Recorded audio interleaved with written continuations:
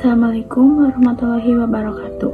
Perkenalkan, nama saya Aura Ijatul Mardiah dengan NIM 860565707 dari Program Studi Pendidikan Guru Sekolah Dasar Semester 2. Pada video ini saya akan menjelaskan tentang peran filsafat ilmu dalam memperkuat ilmu pendidikan. Dalam pembahasan ini saya akan menjelaskan hubungan timbal balik antara filsafat ilmu dan pendidikan. Pengertian dan hubungan timbal balik. Apa itu filsafat ilmu? Filsafat ilmu itu cabang yang membahas hakikat ilmu pengetahuan, mengkaji dasar, metode, kebenaran, dan nilai suatu ilmu.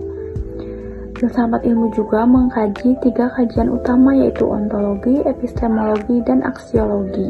Ilmu pendidikan ilmu yang mempelajari proses pendidikan, pembelajaran, perkembangan peserta didik, serta metode mendidik. Hubungan timbal baliknya apa? Hubungan timbal balik filsafat ilmu memberi dasar berpikir ilmiah bagi pendidikan.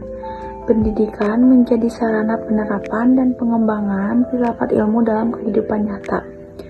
Keduanya saling memperkuat untuk menciptakan pendidikan yang bermakna dan berkualitas.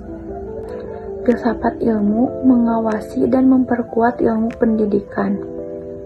Dalam aspek eksistensi, menentukan hakikat pendidikan dan tujuan pendidikan. Membantu menjawab mengapa pendidikan penting, apa tujuan manusia dididik. Dalam aspek keilmiahan, membantu pendidikan memiliki metode ilmiah yang jelas. Pendidikan tidak hanya berdasarkan pengalaman, tetapi juga penelitian dan teori. Dalam aspek nilai, pendidikan tidak hanya mengejar kecerdasan akademik, tetapi juga moral, etika, karakter, dan kemanusiaan. Pendidikan memperkuat perkembangan filsafat ilmu. Pendidikan sebagai praktik nyata. Pendidikan menjadi tempat penerapan teori filsafat ilmu. Nilai-nilai filsafat diuji dalam kehidupan sehari-hari. Pendidikan melahirkan pemikiran baru.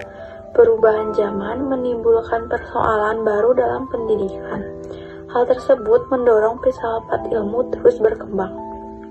Contohnya, perkembangan teknologi dan AI memunculkan pertanyaan etika dalam pendidikan.